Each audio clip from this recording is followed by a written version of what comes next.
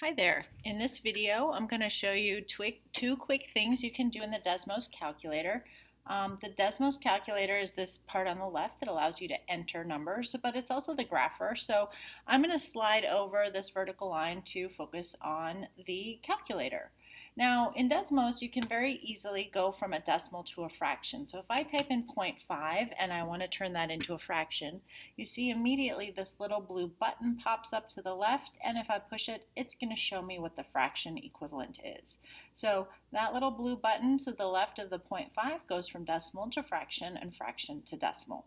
So if you do a calculation like 18 divided by 300, you're getting a decimal down below. If we want to simplify that to a fraction form, we can see that that's 3/50ths. So it will also take a fraction that's not simplified and simplify it for you. So there are a lot of things that you can do with that fraction key.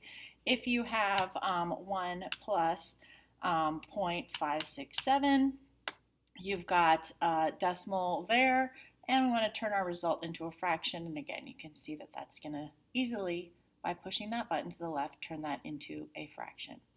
The second thing I wanted us to talk about was how to use exponents in Desmos. And there are a few different ways you can do this. The first way is the online keyboard. So if you look at the bottom, Desmos has its own keyboard. And if you want to do, for example, 3 squared, there's a little A to the 2 button down in the left. Right in the above the less than sign, there's an A squared. Hitting that button will give you an exponent of 2. If I want 3 to the 4th power, I need to hit the A to the B button, which is right here, okay? If I hit that button, then I'm going to get an exponent, and I can put whatever number I want. I can do 3 to the 5th. I can do 3 to the negative 5th if I want, and that's going to give me a decimal, that I might want to turn into a fraction. So that button can easily help me turn that decimal into a fraction. So that's one way to use the exponent button. There's also another way to use the exponent or to get exponents. If you want 3 to the 4th, if you look at the number 6 key on your keyboard and you hit shift, right above that number 6 is a caret.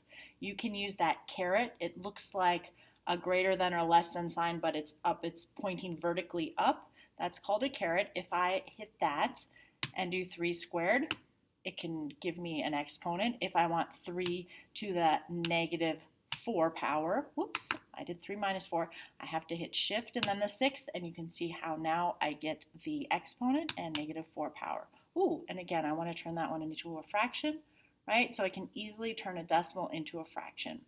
So remember, when you're doing exponents, you have two different ways you can do exponents. You can use the little keyboard. So 3 to the 7th is going to be huge, right? Or you can use the keyboard and hit 3 shift 6, and I'm going to get that caret, 3 to the 2nd power.